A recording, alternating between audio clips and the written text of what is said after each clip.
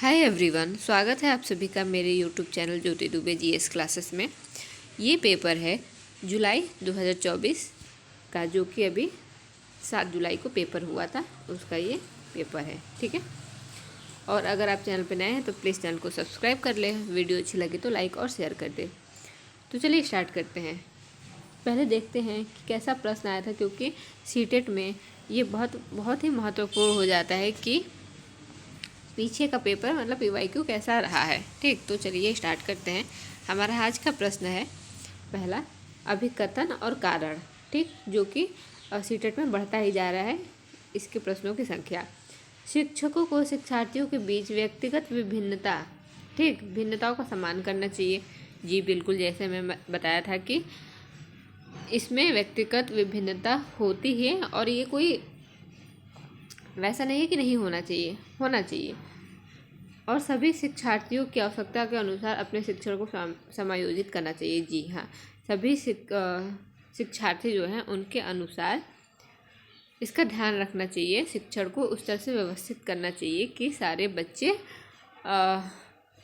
उसका लाभ उठा सके। जैसे कोई बच्चा बंगाल से आया है, उस बंगाली भाषा आती है, किसी को हिंदी आती है, किसी को इंग्लिश आती है, और अगर टीचर उस तरह से व्यवस्थित शिक्षण नहीं करता है तो किसी अगर एक लैंग्वेज में ये शिक्षा प्रदान करता है तो दो बच्चे उससे क्या रहेंगे, अनभिज्ञ रहेंगे। उनको नहीं पता क्या हो रहा है क्या नहीं हो रहा है, उनको समझ ही नहीं आएगा। ठीक, रट्टा मार के वो पेपर तो लिख सकते हैं लेकिन उनके समझ में कुछ आने वाला नहीं है। ठीक, तो ये तो हो गया हमारा सही। दूसरा देखते हैं कारण, शिक्षकों को विविध पृष्ठभूमि के शिक्षार्थियों को पढ़ाते समय उनके बीच सहयोग। ठीक है, समूह कार्य और बातचीत करने से बचना चाहिए। जी नहीं, बचना नहीं है। ठीक है, उनके बीच सहयोग करना है, समूह कार्य करना है, बातचीत करनी है, बचना नहीं है। इससे तो ये हो जाएगा गलत, और जब एक सही एक गलत होता है तो सिंपल सा राइट ऑप्शन हो जाएगा। ऑप्शन नंबर ए सही है और आर गलत है। ठीक है, चलिए दूसरा प्रश्न देखते हैं। और ये मेरा खुद का पेपर है। ठीक, और आप देख सकते हैं कि अधिकतर ये मतलब मेरा सही था ये। और पियाजे और वाइगोत्स्की के सिद्धांतों में एक प्रमुख समानता है। ठीक, पियाजे और वाइगोत्स्की वैसे तो दो अपोजिट साइड अगर देखा जाए तो विकास और अधिगम को लेकर दोनों के सिद्धांत अलग अलग है, लेकिन समानता पूछे, एक प्रमुख समानता क्या है, तो वो है बच्चों की स्वयं की शिक्षा में संलग्नता और जुड़ाव। ठीक है, बच्चों की स्वयं की शिक्षा होनी चाहिए और उसमें संलग्न बच्चे रहेंगे तो ज़्यादा सीखेंगे, इसलिए ये राइट ऑप्शन होगा। देख सकते हैं ये भी मेरा राइट आंसर था। क्वेश्चन नंबर थर्ड, छात्रों के विविध समूहों को पूरा करने के लिए निम्नलिखित में से कौन सांस्कृतिक रूप से उत्तरदायी शिक्षण का सही वर्णन करता है। तो ये हो जाएगा, सबसे पहले आपको क्या आना चाहिए, ऑप्शन काटना आना चाहिए। जो आंसर नहीं है वो पहले काट देंगे तो आंसर जल्दी मतलब उत्तर मिल सकता है। जैसे मानकीकृत तो होता नहीं है, आपको पता ही है सीडीपी में मानकीकृत का कोई जगह नहीं होता है, इसलिए क्या करेंगे, पहले मानकीकृत को हटा देंगे। तो 4 हट गया, तो ये 4 ये था, ये हट गया, ये हट गया, 2 तो हट गए आराम से। ठीक है, अब देखें सुविचारित, जी बिल्कुल होना चाहिए, अनुकूलित होना चाहिए जी, और विभेदित मतलब ये होना चाहिए कि मतलब क्या बोलते हैं, डिफरेंस मतलब साइड होने चाहिए शिक्षण के। ये नहीं कि बस एक ही उसमें पढ़ा रहे हैं तो पढ़ाई जा रहे हैं, नहीं। तो ये तीनों राइट ऑप्शन हो जाएंगे। Option number A correct answer. ठीक है, चलिए, जिन पियाजे के अनुसार बच्चे वयस्कों से किस प्रकार भिन्न हैं।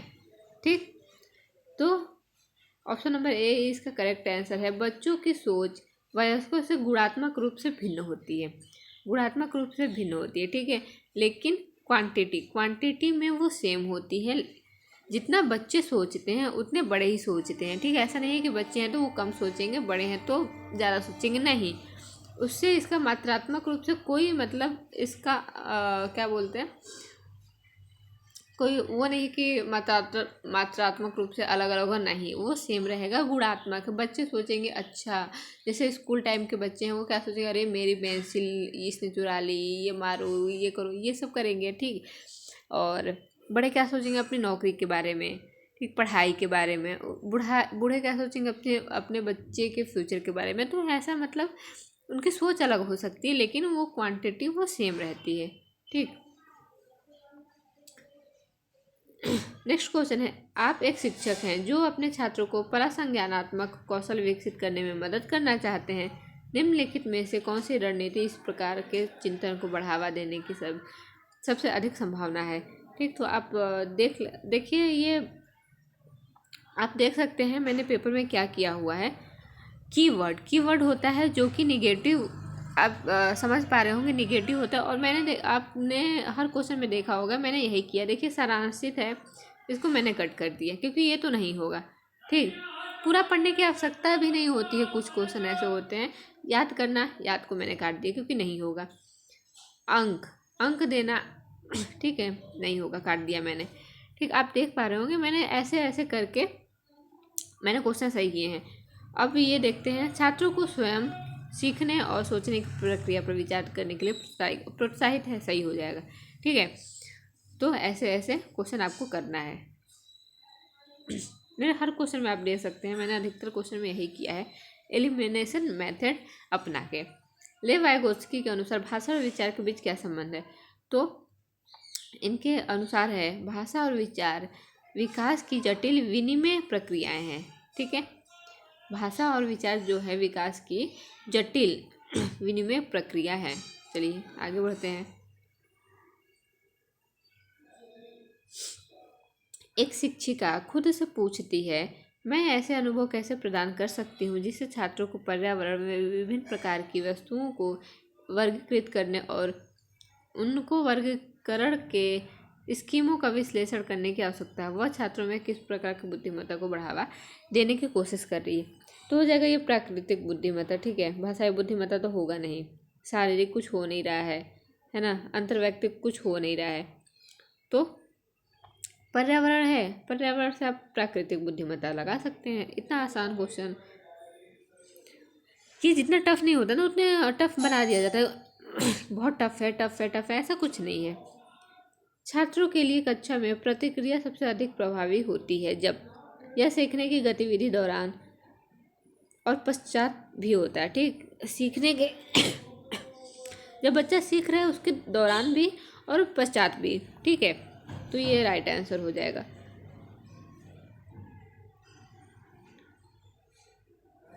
ये क्वेश्चन देखिए आप क्या होगा। क्वेश्चन नंबर 9, रमा एक शिक्षिका है जो वाइगोत्स्की के सिद्धांत को अपने कक्षा में लागू कर रही है और चुनौतीपूर्ण कार्य को पूरा करने के लिए अपने छात्रों को समूह में कार्य, ठीक है। तो आप क्वेश्चन पढ़ लेंगे, मैं इसका आंसर बता दे रही हूँ। इसका आंसर होगा ऑप्शन नंबर 2, छात्र के साथ समस्या पर काम करें और समूह के अन्य सदस्यों को शामिल करते हुए आवश्यकता अनुसार मार्गदर्शन और प्रतिपुष्टि प्रदान करें, ठीक है। सबसे महत्वपूर्ण ये होता है कि समूह में कार्य करवाया जाए बच्चों से, वो बच्चे ज़्यादा सीखते हैं, ठीक है। आगे बढ़ते हैं। क्वेश्चन नंबर 10 जो कि मेरा गलत हो गया था, ये भावनाओं, व्यक्तित्व और सामाजिक संबंधों में परिवर्तन और स्थिरता के विकास में शामिल है, ठीक है। ये संज्ञानात्मक विकास होना चाहिए था। मैंने मैंने संज्ञानात्मक लगाया था, ये मनोसामाजिक विकास होना चाहिए था, ठीक है।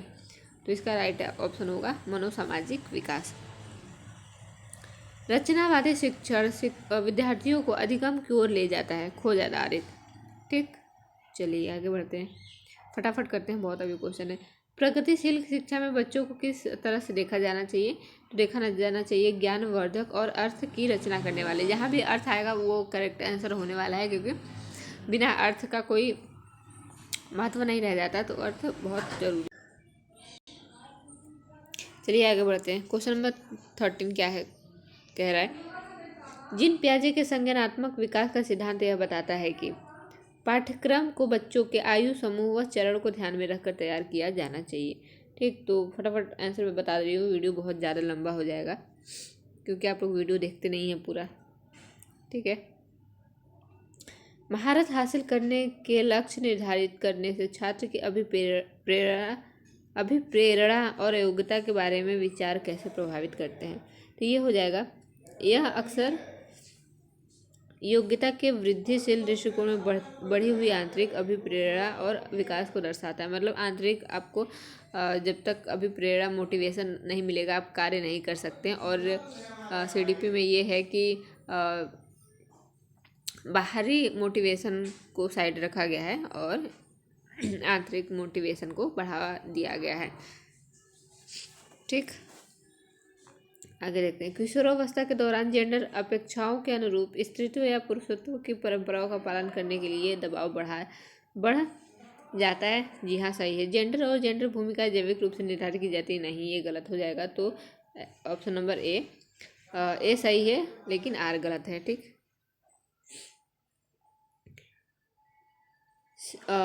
कथन कारण, शिक्षकों को विद्यार्थियों के बीच बहस, चर्चा और सहयोग को प्रोत्साहित करना चाहिए, बिल्कुल सही है। ज्ञान उत्पादन एवं निष्क्रिय प्रक्रिया, जी निष्क्रिय जहाँ आ गया वो गलत हो जाएगा। तो ये सही है और आर गलत है। ठीक है, निष्क्रिय देखना है, निष्क्रिय नहीं होना चाहिए। निम्नलिखित में से क्या दृष्टिबाधित विद्यार्थियों को कक्षा में भागीदारी लेने में बाधा डालता है। ठीक, बाधा को पहले हाईलाइट करेंगे। तो उभरी हुई चित्र, ये तो होना चाहिए। ठीक, उभरा हुआ, मुद्रित पाठ्य पुस्तकों और नोट्स, ठीक है, ये बाधा डालते हैं। मुद्रित मतलब लिखा हुआ वो देख नहीं पा रहे तो क्या ही समझेगा, और नोट्स भी उसका कोई मतलब नहीं है। तो राइट आंसर ऑप्शन नंबर 4। ये देखते हैं निम्नलिखित में से कौन सा सही सुमेलित युग्म है। ठीक है, इसका आंसर आप स्टार बना लीजिए। ठीक है, अभी मैं बाद में बता दूंगी, कन्फ्यूज़न है थोड़ा इसका। थर्ड शायद होगा, मे बी थर्ड होगा, लेकिन देखना पड़ेगा क्या होगा। ठीक है, तो आगे बढ़ते हैं। सुनीता एक 12 वर्षीय लड़की विशेष संगीतज्ञ क्षमता रखती है। उसके माता पिता दोनों ही निपुण गायक हैं और वे सुनीता को अपनी आवाज़ को बेहतर करने के लिए प्रशिक्षण कक्षा में भेज रहे हैं। सुनीता की यह क्षमता संभावित रूप से किन कारकों के अंतःक्रिया परिणाम है। अनुवांशिकता और वातावरण। अनुवांशिकता इसलिए क्योंकि उसके माता पिता पहले से ही गायक हैं तो वो वहाँ से आया है। ठीक, और वातावरण मतलब उसके माता पिता एक वातावरण काम करेंगे जो मतलब दिन रात रियाज करें, जो भी कर रहे हैं, गाना गा रहे हैं, तो वो वैसे सीख जाएगी। ठीक है, तो दोनों ही निर्भर करता है इस बात पे। लॉरेंस कोहलबर्ग ने बच्चों के नैतिक विकास का अध्ययन करने के लिए किस विधि का प्रयोग किया। ये हो जाएगा ऑप्शन नंबर 4, बच्चों के सामने नैतिक दुविधाएं रखना और अनुक्रियाओं की समालोचना करना। मैंने ये कोहलबर्ग पे एक वीडियो बनाया था जो मेरा खुद का नोट्स था, तो अगर आप नहीं देखे होंगे तो जाके देख सकते हैं। ठीक है, वो मेरा खुद का नोट्स है और आप देख सकते हैं जाके।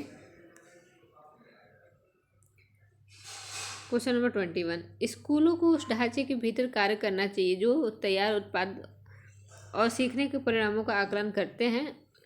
ठीक है, नहीं, जी नहीं, वैसे नहीं है कि जो वही पढ़ाया जाए जो पहले से निर्धारित है। ठीक है, तो ऐसा नहीं होना चाहिए। और कारण है सीखना पक्के तौर पर अनुक्रमिक और पदानुक्रमित होना चाहिए, बिल्कुल नहीं, दोनों गलत है। ठीक है।